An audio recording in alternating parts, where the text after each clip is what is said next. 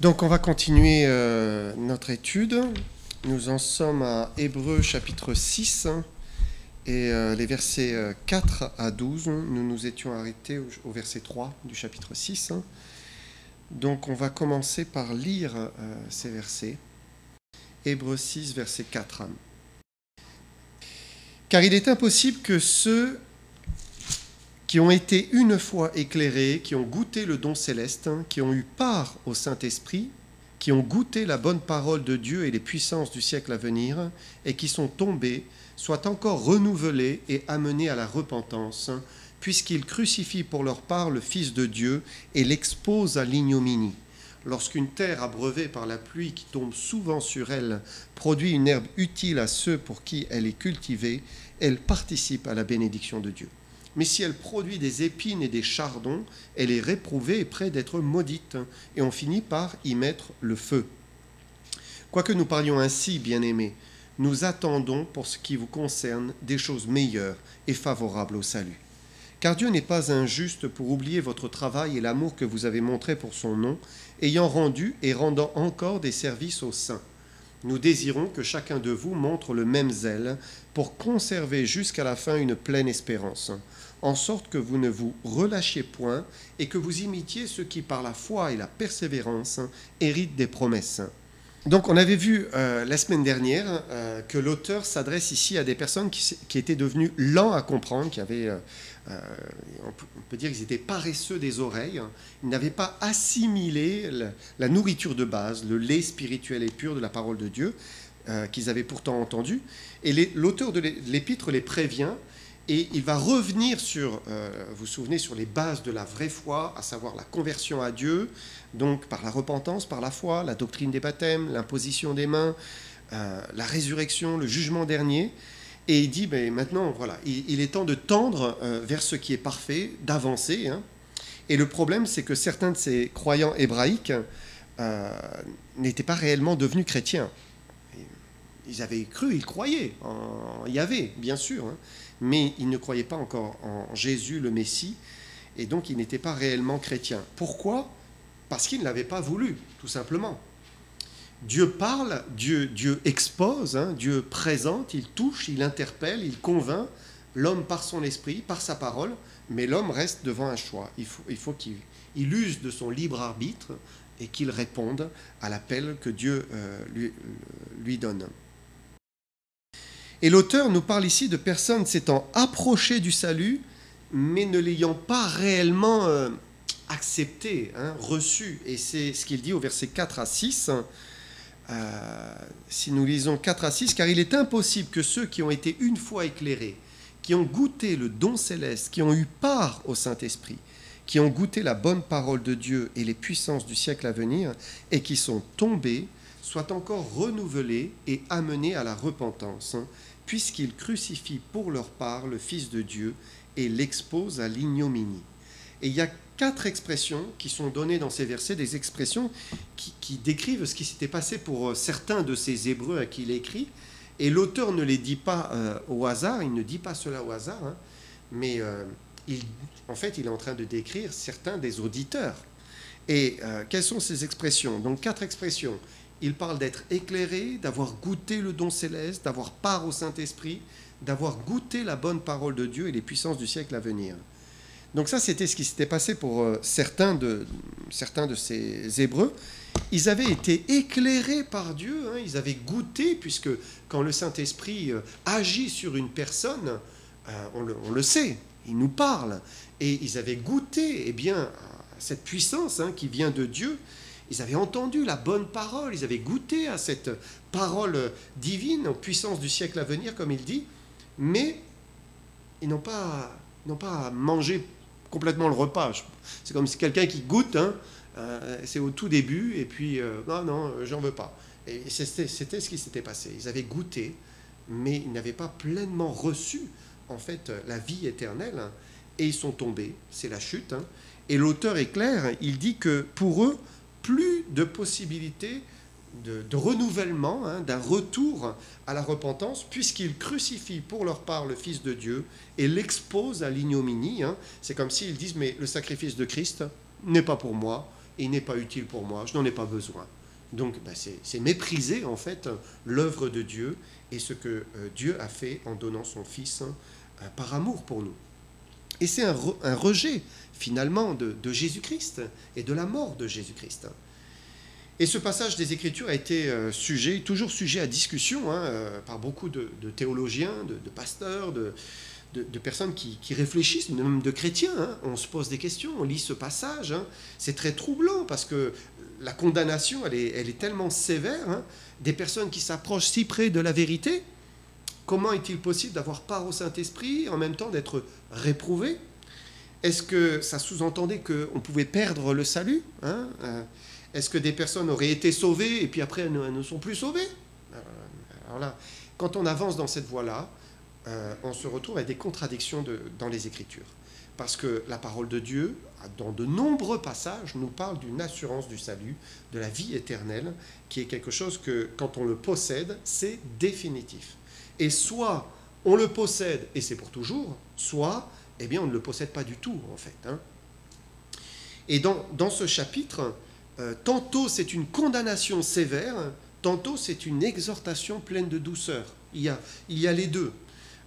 D'un côté, il y a la terre qui est près d'être maudite, rejetée, à laquelle on finit par mettre le feu. Et puis de l'autre, Dieu n'est pas injuste pour oublier votre travail et l'amour que vous avez manifesté, montré pour son nom.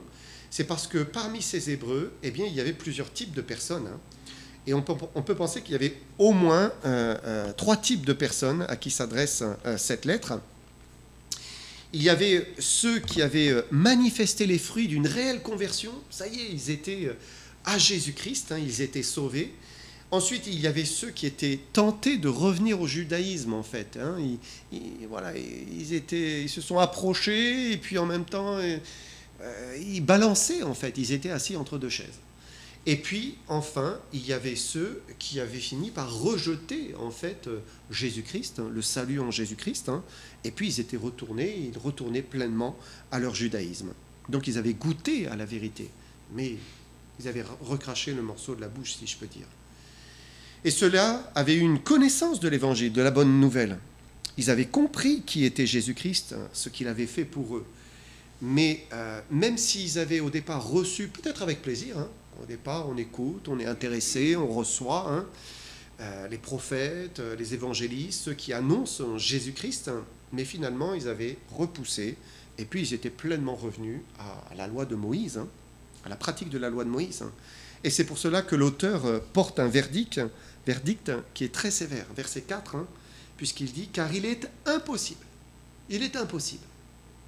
de revenir à la foi après avoir goûté et recraché l'évangile de Jésus-Christ. » Et Dieu est infiniment bon, parce que nous sommes des pécheurs, mais il s'approche de nous par son esprit, et il commence à nous éclairer, il nous met dans la lumière, dans sa lumière, et le Saint-Esprit nous éclaire sur nous-mêmes, il nous éclaire sur notre péché, sur nos manquements, sur notre besoin de lui, il nous éclaire sur la personne de Dieu, il nous montre qui il est, un Dieu saint, sans péché.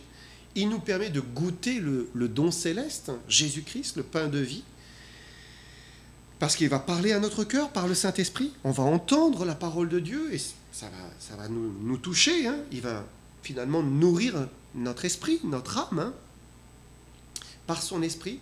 Et dans notre fort intérieur, quand Dieu parle, nous savons que Dieu parle.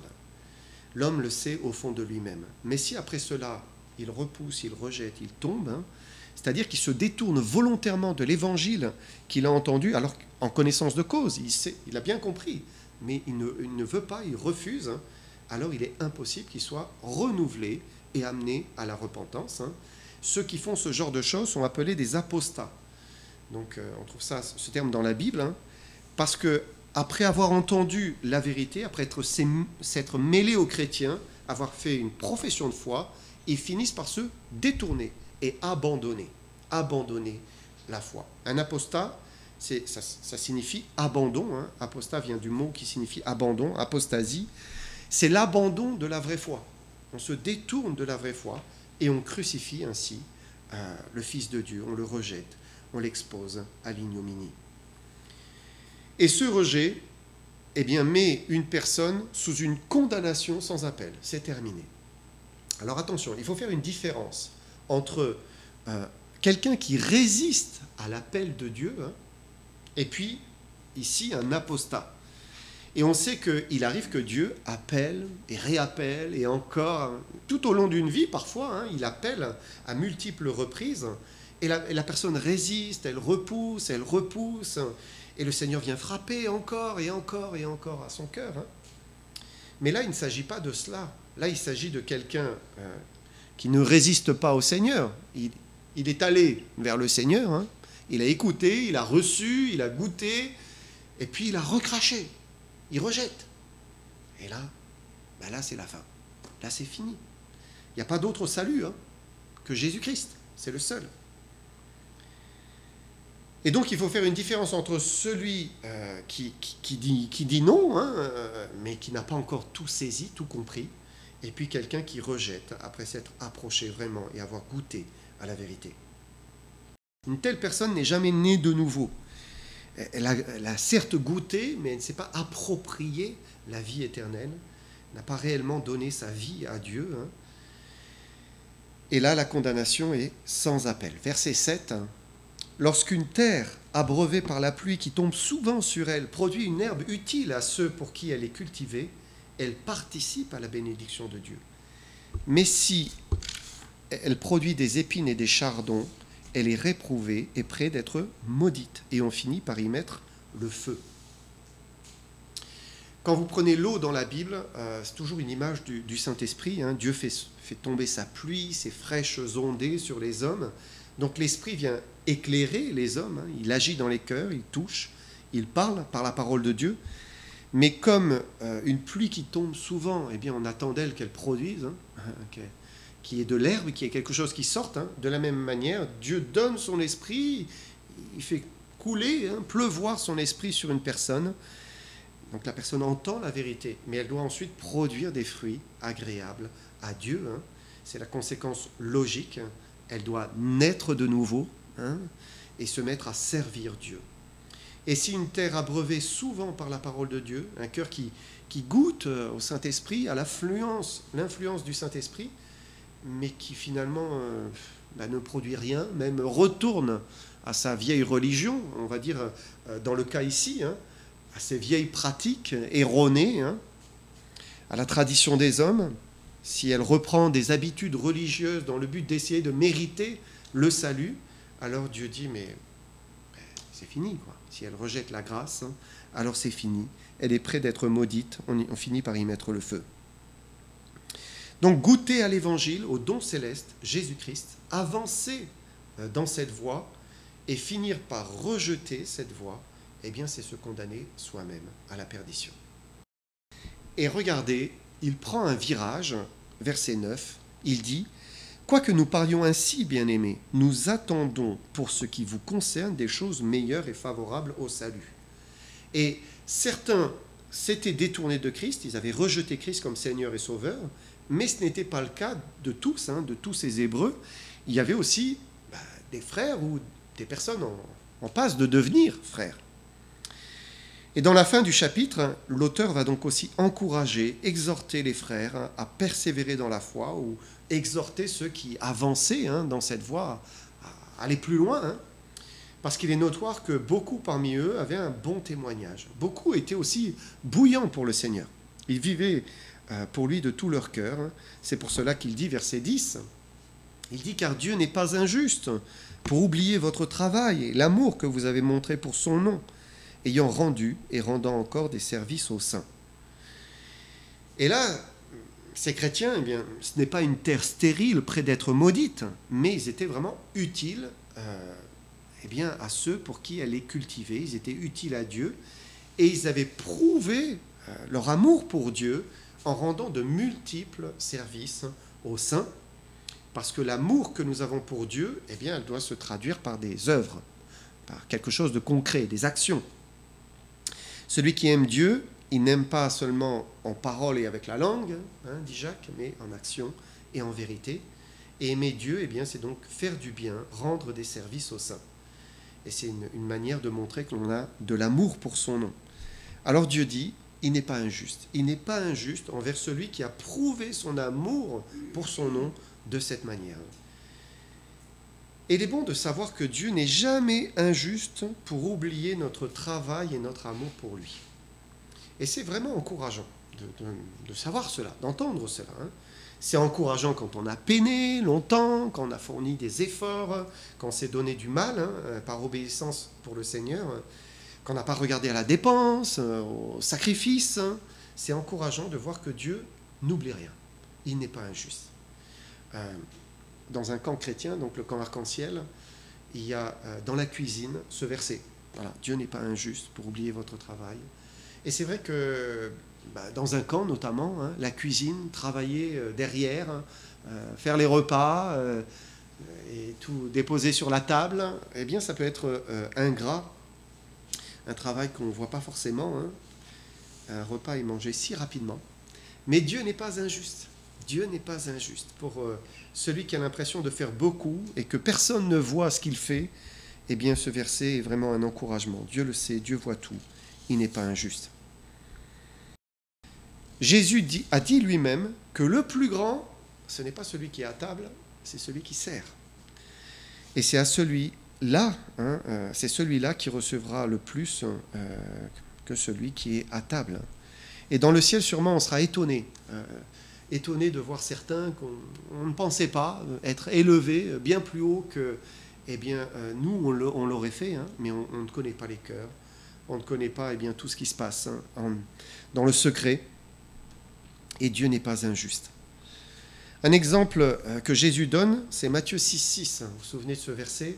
Mais quand tu pries, entre dans ta chambre, ferme la porte et prie ton Père qui est là dans le lieu secret, et ton Père qui voit dans le secret te le rendra. Et personne ne voit quand on prie, c'est secret, il n'y a que Dieu qui voit. Mais il dit qu'il nous le rendra. Il ne sera pas injuste. On peut être assuré que le temps que l'on passe à chercher Dieu, à prier pour les frères et sœurs, à demander le salut des âmes, eh bien Dieu va rendre, il va exaucer, il va agir, il va récompenser, parce qu'il n'est pas injuste. Un autre passage, c'est dans Luc. Jésus, ayant levé les yeux, vit les riches qui mettaient leur offrande dans le tronc. Il vit aussi une pauvre veuve qui y mettait 2 petites pièces.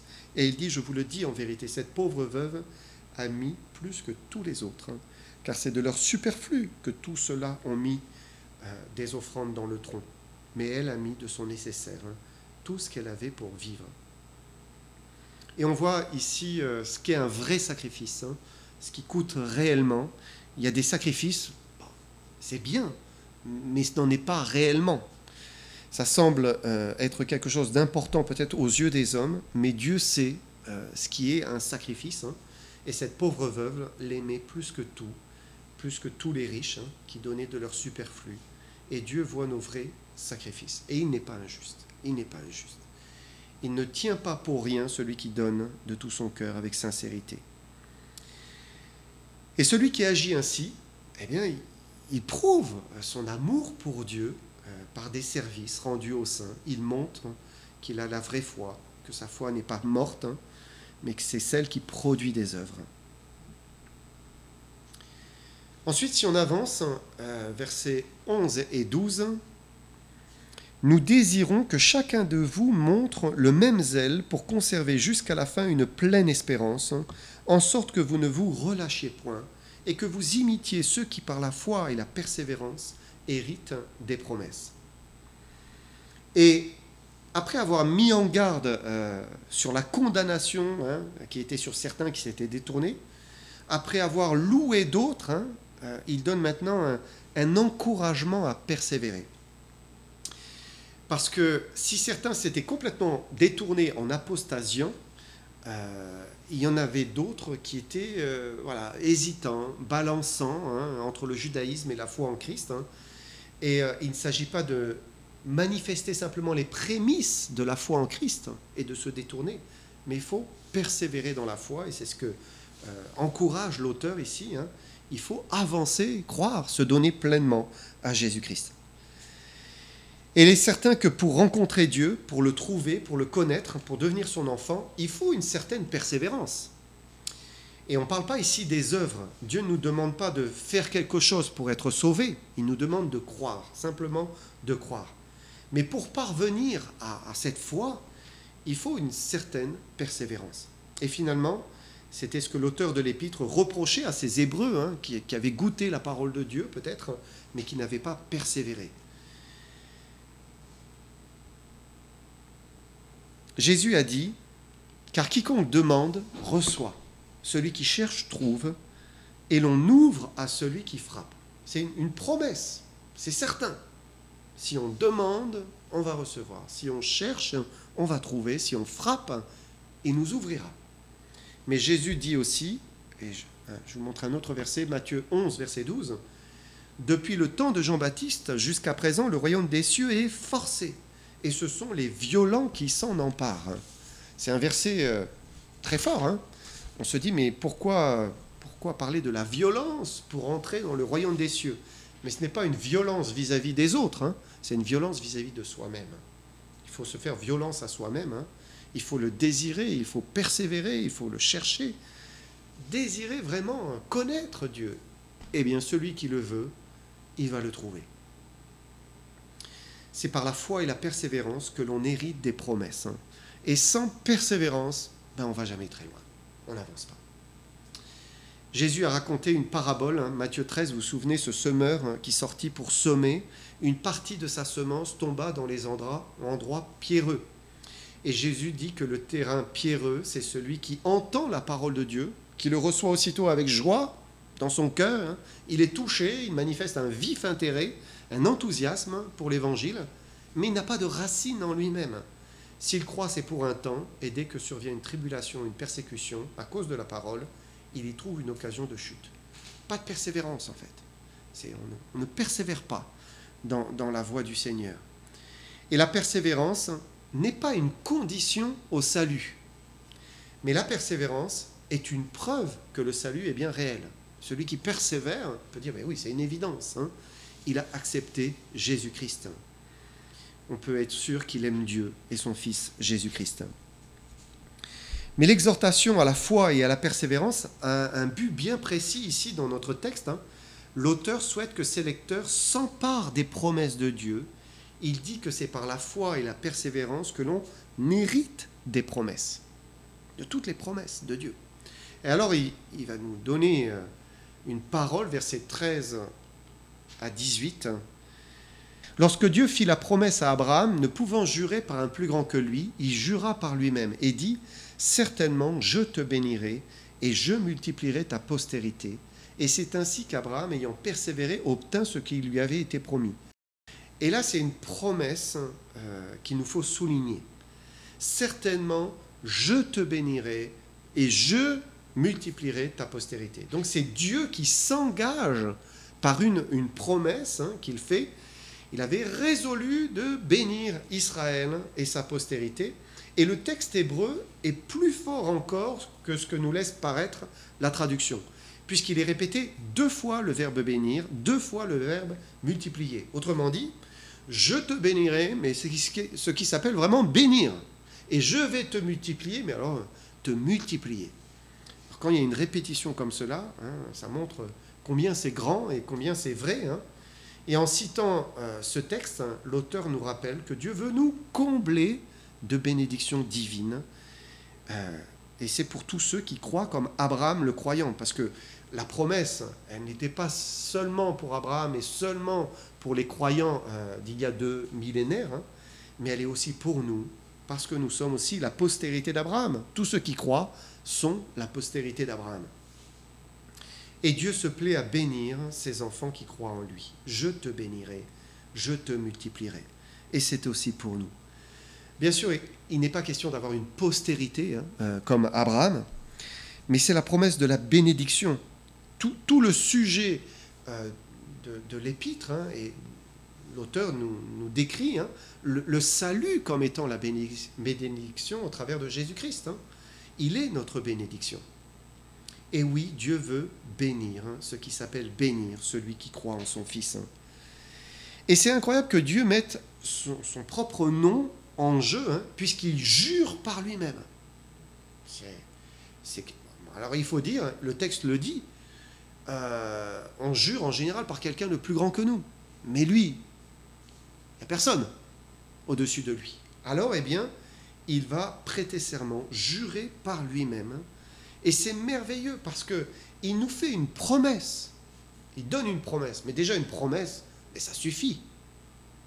Hein, si Dieu promet, on est sûr qu'il va le faire. Mais il fait en plus un serment. En plus, il fait ce serment, hein, comme quoi, eh bien, la bénédiction, elle est certaine. Il va nous bénir. Hein. Et il nous en donne la raison. Donc, on peut relire versets 16 à 18. Or, les hommes jurent par celui qui est plus grand qu'eux, et le serment est une garantie qui met fin à tous leurs différends.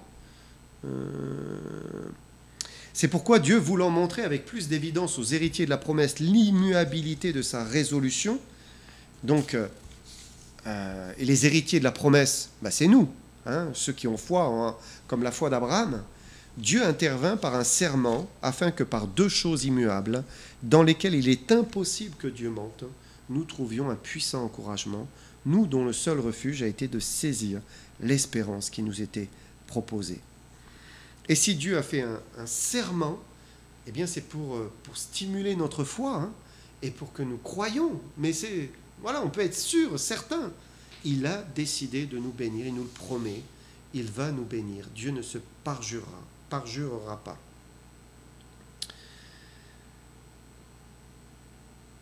Dieu veut nous faire du bien et il le fera. C'est l'espérance de tous ceux qui croient. Et nous lisons versets 19 et 20. Cette espérance, nous la possédons comme une ancre de l'âme, sûre et solide. Elle pénètre au-delà du voile, là où Jésus est entré pour nous comme précurseur, ayant été fait souverain sacrificateur pour toujours, selon l'ordre de Melchisédek. Et le vrai croyant, il a une espérance, hein, l'espérance de la vie, et c'est comme une ancre de l'âme, sûre, solide, hein, une ancre qui ne peut pas lâcher, elle est fixée d'une manière solide au-delà du voile. Le voile, c'est bien sûr le voile du temple, hein, donc il y avait ce voile qui était dans le temple, hein, qui séparait le lieu saint du lieu très saint. Le lieu très saint, c'était la présence de Dieu, et vous vous souvenez, lorsque Jésus-Christ est mort sur la croix, le voile s'est déchiré du haut jusqu'en bas, ça venait de Dieu. Il a déchiré le voile et il a ouvert la présence de Dieu à tous ceux qui croient en son Fils, hein, Jésus-Christ, mort pour eux. Et ça, c'est notre espérance, c'est que le ciel s'ouvre pour ceux qui croient et nous avons maintenant un libre accès au trône de Dieu. Et cette espérance, c'est comme une ancre de l'âme. L'ancre d'un bateau, ça symbolise bien ce qui stabilise, ce qui protège, hein, ce qui garde, ce qui ancre au même endroit le bateau, hein, il ne bougera pas. Hein. Et le chrétien qui a foi, qui a cette espérance, hein, eh bien il est solide, il est stable, il est assuré. Il n'est pas sur une mer de sentiments, d'émotions, baladé de droite, de gauche ou d'épreuves. Hein. Il reste avec cette espérance, hein, ancré dans son âme. Il sait qu'il est à Christ, hein, qu'il lui appartient, que c'est éternel. Et il trouve son plaisir et son bonheur en lui. Et rien ne peut venir lui ôter cette espérance. Hein. Et bien sûr, eh bien, c'est une invitation, hein, à croire, pour tous ceux qui ne croient pas encore, hein, à recevoir, hein, cette espérance. Hein. Mais alors, pour terminer, on voit que dans ce chapitre, hein, eh bien, il y a d'abord une mise en garde contre la condamnation qui menace, qui pèse, hein, sur ces apostats. Ils ont goûté la vérité, mais ils l'ont recraché. Ils n'en ont pas voulu.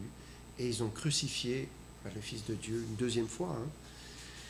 Mais c'est aussi un chapitre qui exhorte à faire un pas vers Dieu, à aller plus loin, à persévérer. Et si on est en recherche, hein, eh bien de chercher encore davantage, d'avoir soif. Celui qui cherche trouve. Et puis c'est enfin un chapitre, hein, d'encouragement pour ceux qui ont cru, hein, et qui ont manifesté de l'amour pour le Seigneur, en le servant, en donnant des services, hein, aux saints. Dieu a dit qu'il n'oublierait pas notre travail. Il a juré de bénir ceux qui croient en lui, et il bénira, selon sa promesse, selon son serment. Voilà, on s'arrête là et on continuera la prochaine fois.